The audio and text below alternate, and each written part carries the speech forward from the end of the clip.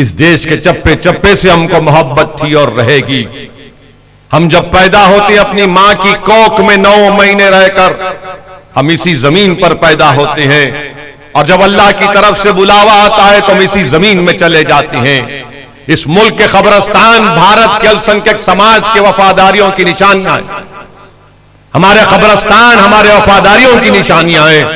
अगर आज के उठकर कहता है हमसे देशभक्ति की बात करता है, हमारी वफादारी पर शक करता है, तो हम उनसे ही कहेंगे कि जाओ ये कब्रिस्तानों को देखो कि हम जब पैदा हुए तो आंख खोली, हमारे कान में अज़ान दी गई और हमने इस देश के लिए काम किया। अब जब हम चले भी गए तो सीना तान कर इस जमीन में सो रहे हैं। मेरे अजीज दोस्तों और बुजुर्गों, फख्र करो अपने आप पर, और अगर कोई आकर आपको डराता है तो आपको डरने और घबराने की जरूरत नहीं है। भारत हमारा था, हमारा है और रहेगा। हमको कोई देशभक्ति के सर्टिफिकेट नरेंद्र मोदी अमित शाह से लेने की जरूरत नहीं है। टीपू सुल्तान इस मुल्क से मोहब्बत करने वाला था, जिसने अंग्रेजों की गुलामी को कबूल नहीं किया और शहादत को तस्लीम किया, जिसने अपनी जान को कुर्बान कर दिया इस मुल्क को अंग्रेजों से आजादी दिलाने के लिए। उसने कहा था कि 100 साल की गुलामी से एक दिन की आजादी बेहतर है। तो अजमल कसब हमने भारत के कानून के तहत उसको जेल में रखा, कोर्ट में केस चलाया और उसको सजा दी, उसको फांसी दी गई थी। और जब अजमल कसब को फांसी दे दी गई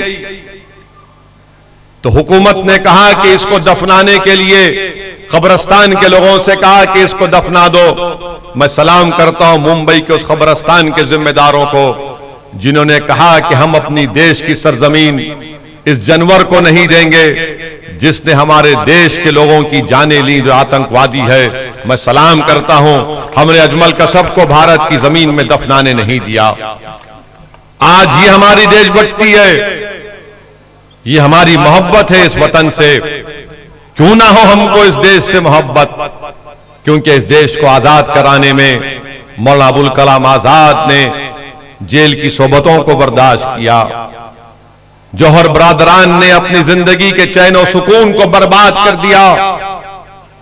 एक भाई तो लंदन गए थे अंग्रेजों से बात करने के लिए, और उन्होंने कहा था अंग्रेजों से कि अगर मुझे आजादी नहीं मिलेगी तो मैं भारत को जिंदा जाना पसंद नहीं करूंगा। उनका इंतकाल हो गया तो उनकी लाश को बैतुल मक़दस में दफनाया गया। क्यों ना हो हमको इस देश से मोहब्बत कि हमारे बुजुर्गों ने, अल्लामा फजल खैराबादी रहमतुल्लाह अलैह ने अंग्रेजों के खिलाफ जिहाद का फतवा दिया था और काला पानी की सजा काटी। और जब उनके बेटे ने अल्लामा फजल खैराबादी के रिहाई का आर्डर लेकर आए तो मालूम हुआ कि अल्लामा फजल खैराबादी दुनिया से चल बसे। किफायतुल्लाह काफी ने इस देश के लिए अपना सब कुछ कुर्बान कर दिया, फांसी के पर चढ़ गए। क्यों ना हो हमको इस हमारे वतन अजीज से मोहब्बत कि जहां पर हमारे उलमाओं ने, शेख महमूदुल हसन ने, हुसैन अहमद मदनी ने, इन जिम्मेदारों ने मसाइब और मुश्किलात उठाई इस देश को आजाद कराने के लिए अंग्रेजों से। इस देश के चप्पे चप्पे से हमको मोहब्बत थी और रहेगी। हम जब पैदा होते अपनी मां की कोख में 9 महीने रहकर हम इसी जमीन पर पैदा होते हैं, और जब अल्लाह की तरफ से बुलावा आता है तो हम इसी जमीन में चले जाते हैं। इस मुल्क के कब्रिस्तान भारत के अल्पसंख्यक समाज के वफादारियों की निशानियां हैं। हमारे कब्रिस्तान हमारे वफादारियों की निशानियां हैं। अगर आज के उठकर कहता है हमसे देशभक्ति की बात करता है, हमारी वफादारी पर शक करता है, तो हम उनसे ही कहेंगे कि जाओ ये कब्रिस्तानों को देखो कि हम जब पैदा हुए तो आंख खोली, हमारे कान में अज़ान दी गई और हमने इस देश के लिए काम किया। अब जब हम चले भी गए तो सीना तान कर इस जमीन में सो रहे हैं। मेरे अजीज दोस्तों और बुजुर्गों, फख्र करो अपने आप पर, और अगर कोई आकर आपको डराता है तो आपको डरने और घबराने की जरूरत नहीं है। भारत हमारा था, हमारा है और रहेगा। हमको कोई देशभक्ति के सर्टिफिकेट नरेंद्र मोदी अमित शाह से लेने की जरूरत नहीं है। हमको देशभक्ति का सर्टिफिकेट कांग्रेस और कोई किसी पार्टी या लीडर से लेने की जरूरत नहीं है। ये कोई नहीं था जब हम इस मुल्क के लिए लड़ रहे थे। संविधान बना तो बाबा साहेब अम्बेडकर ने संविधान बनाया, अगर बाबा साहब नहीं होते तो संविधान नहीं बनता।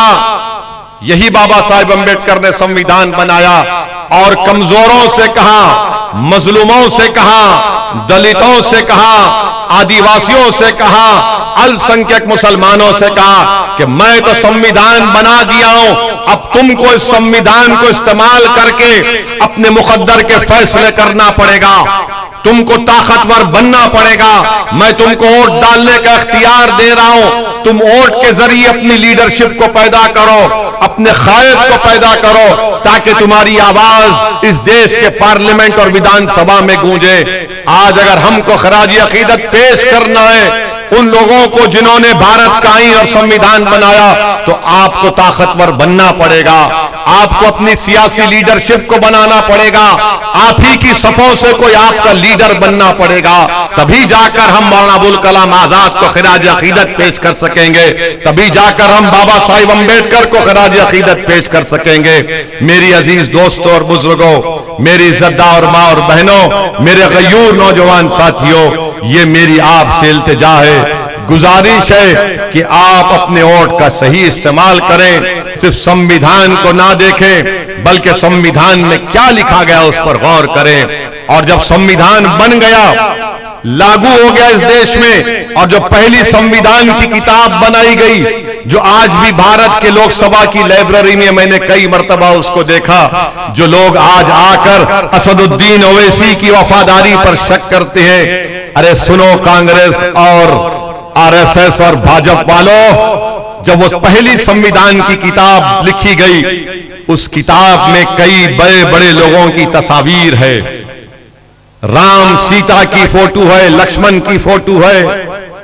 उसमें गुरु नानक की फोटो है, उसमें बड़े बड़े इस मुल्क में जिन्होंने तारीख बनाई उनकी तस्वीर है।